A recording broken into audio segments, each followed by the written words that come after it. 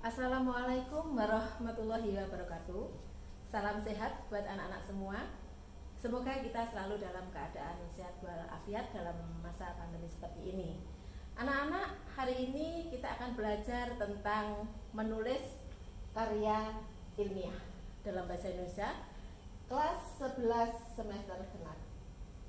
Kompetensi dasar yang kita pelajari hari ini adalah menganalisis sistematika dan kebahasaan karya ilmiah. Untuk aspek psikomotor, di sini nanti kalian juga akan mengonstruksi sebuah karya ilmiah dengan memerhatikan isi sistematika dan kebahasaan. Sebelum kita pelajari lebih lanjut tentang karya tulis ilmiah, akan kita jelaskan dulu tentang apa sih karya tulis ilmiah itu.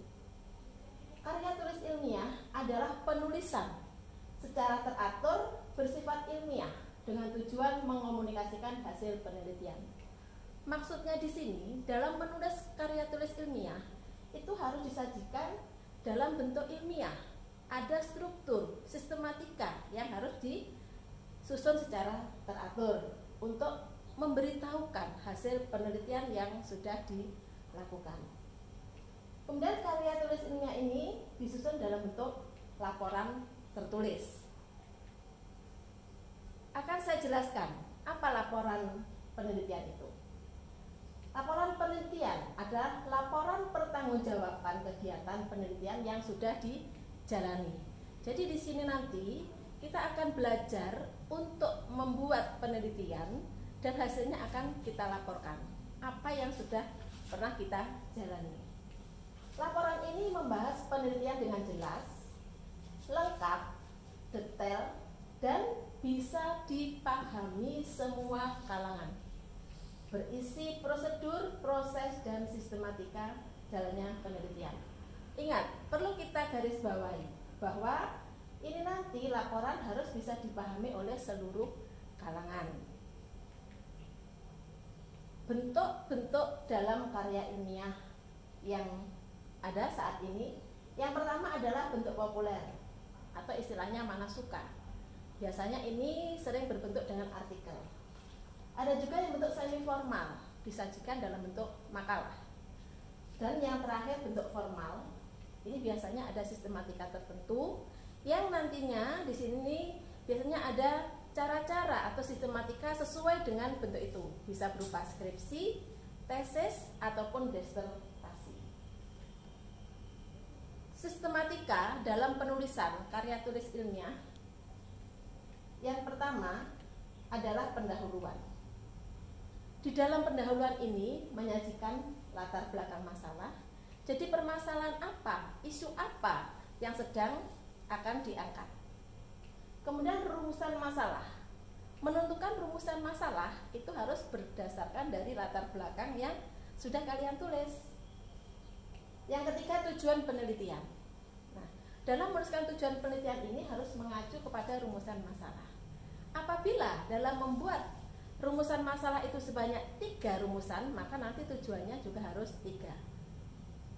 Untuk tujuan penelitian 1.3.1 berarti nanti menggambarkan tujuan dari rumusan masalah 1.2.1. Begitu juga seterusnya.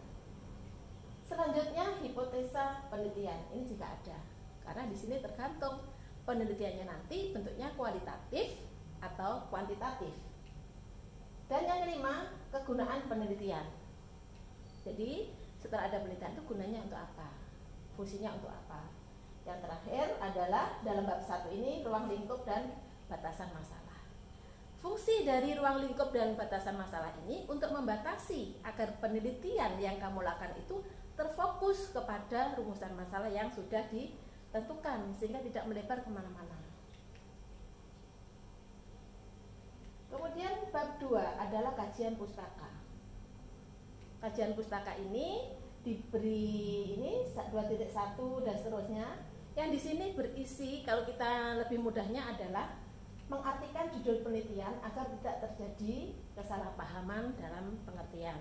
Jadi agar orang yang membaca karya tulis kalian nanti bisa lebih paham, karena di dalam kajian pustaka ini sudah jelaskan maksud dari penelitian itu sendiri. Untuk bab 3, metode penelitian ini ya. Berisi rancangan penelitian ya. Penelitian ini nanti dirancang seperti apa, menggunakan aturan yang mana. Kemudian yang kedua, instrumennya. Menggunakan instrumen apa? Misalnya bentuknya wawancara, berarti nanti disajikan format-format wawancara. Seandainya nanti di situ Anda observasi, jadi ada butir-butir apa, indikator apa yang diobservasi. Yang ketiga adalah pengumpulan data.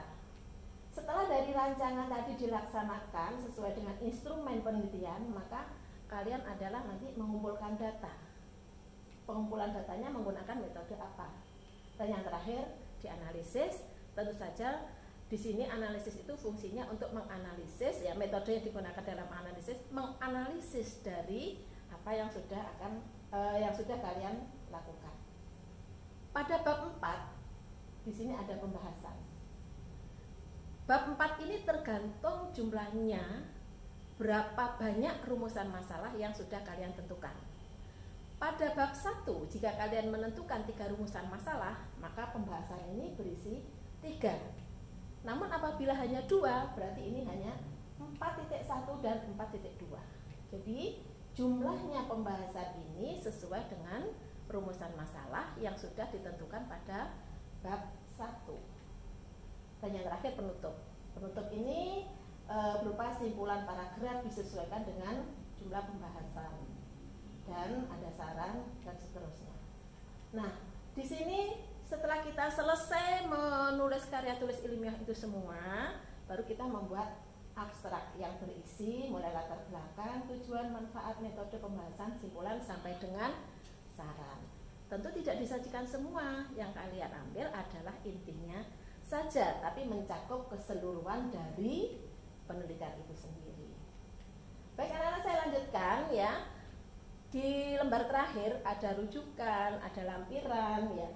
Baik itu rujukannya diambil dari buku, artikel, ada dari jurnal, dari koran, dari majalah, bisa juga dari skripsi, tesis, disertasi atau internet.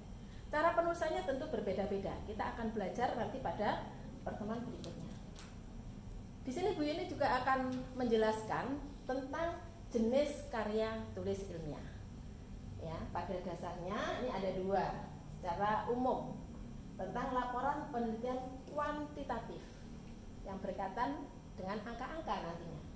Kemudian yang kedua, laporan penelitian kualitatif. Di sini nanti akan berbeda pada bab 1, 2, 3 ya. Ada beberapa yang membedakan itu nanti. Laporan penelitian dengan bentuk kuantitatif ya. 1 ada penelitian ini ya, bersifat lugas. Apa artinya lugas? Berarti di situ bahasanya yang sederhana, bahasa yang mudah dipahami. Kemudian objektif, sesuai dengan apa yang sudah diteliti, sesuai dengan apa yang sudah dilakukan dalam penelitian itu. Tidak boleh subjektif, keakuannya dimunculkan, tidak boleh. Jadi berdasarkan kenyataan yang ada. Yang ketiga, apa adanya. Ini apa adanya. Jadi tidak boleh dibuat-buat, harus sesuai dengan hasilnya. Nih, nah keempat, sesuai dengan fakta yang diteliti. Kalau faktanya A, kalian harus menuliskan A. Kalau faktanya B, juga harus menuliskan sesuai dengan fakta, yaitu B. Dan nanti yang kelima adalah simpulan hasil penelitian. Contoh formatnya seperti ini, ya. Ini kalau format untuk penelitian kuantitatif. Yang saya sampaikan tadi pada saat pertama secara umum, sistematika penelitian ilmiah secara umum. Tapi di sini adalah secara khusus untuk penelitian kuantitatif. Nah, nanti kita akan membandingkan apa bedanya untuk penelitian kuantitatif dan kualitatif. Sedangkan untuk laporan penelitian kualitatif, ya, laporan yang laporan pertanggungjawaban kegiatan sesudah dijalani. Jadi bersifat deskriptif, hanya mendeskripsikan apa yang diteliti. Kemudian cenderung menggunakan analisis, prosesnya makna, perspektif, subjektif yang ditonjolkan ya.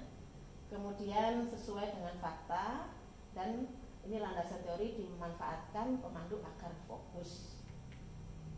Ini formatnya seperti ini, berbeda dengan yang kualitatif.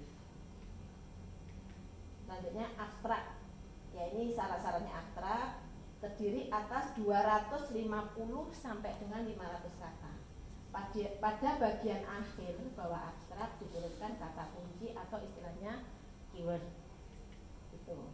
Ini contohnya abstrak. Ya. Di sini cara menulisnya menjorok, alinenya masuk, kata kuncinya ini. Kemudian di sini adalah ringkasan dari bab 1 sampai dengan bab 5 tadi. Dalam beberapa fakta ilmiah dalam menuliskan karya tulis ini ada ini beberapa pelanggaran hak karya yang intinya pada saat kalian itu menulis karya tulis ilmiah tidak boleh mengambil dari sumber yang lain tanpa menyebutkan sumber aslinya. Anda juga tidak boleh sebagai plagiasi, artinya karya orang lain diakui sebagai karyanya. Itu sangat dihindari pada saat kita menuliskan karya ilmiah. Mengutip dengan sengaja tanpa menyebutkan sumbernya itu juga tidak diizinkan. Yang perlu diperhatikan dalam menulis karya ilmiah, etika merujuk tadi, bagaimana cara merujuk, kutipan langsung, kutipan tidak langsung, merujuk kutipan yang dikutip dan sebagainya ya. Kemudian yang perlu diperhatikan dalam menulis karya ilmiah ini ya, rujukan dari berbagai karya ini. Ada aturannya ya. Ada aturannya, tidak boleh asal menulis. Kalau dari buku, rujukan dari buku bagaimana cara menulisnya. Kalau dari artikel, dari surat kabar, dari dokumen, dari internet, tentu ada tata cara sendiri. Nah, kebahasaan dalam karya ilmiah. Di dalam menyampaikan kebahasaannya dalam karya ilmiah ditandai oleh pilihan kata yang bersifat impersonal, misalnya penulis atau peneliti. Tidak diizinkan Anda itu pada penelitian ini saya menyimpulkan, saya itu tidak diizinkan. Jadi yang bersifat impersonal, yang bersifat umum, menghilangkan keakuan. Jadi boleh menggunakan penulis atau peneliti.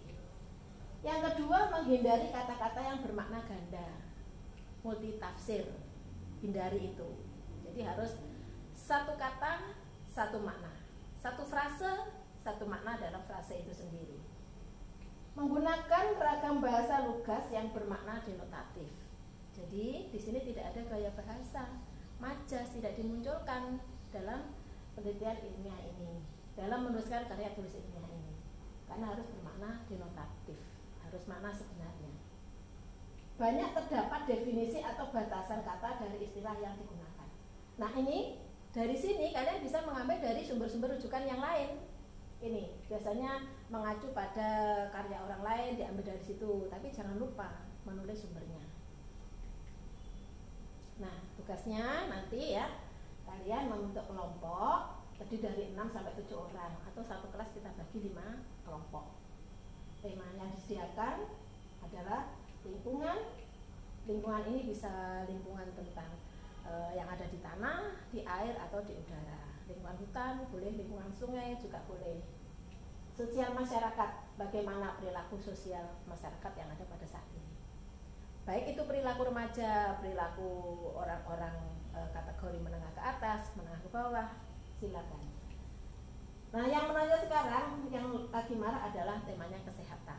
Bisa Anda ngambil dari pandemi COVID-19 atau pendidikan, dan yang terakhir teknologi. Kelima ini harus terwakili semua dari 5 kelompok. Ini harusnya nomor 3 ya, membuat sebuah kerangka karya ilmiah, nanti membuat karya ilmiah dan siap untuk dipresentasikan. Nah, terima kasih atas perhatiannya pertemuan hari ini. Saya cukup sekian, sampai ketemu pertemuan berikutnya membahas materi kelanjutannya. Wassalamualaikum warahmatullahi wabarakatuh.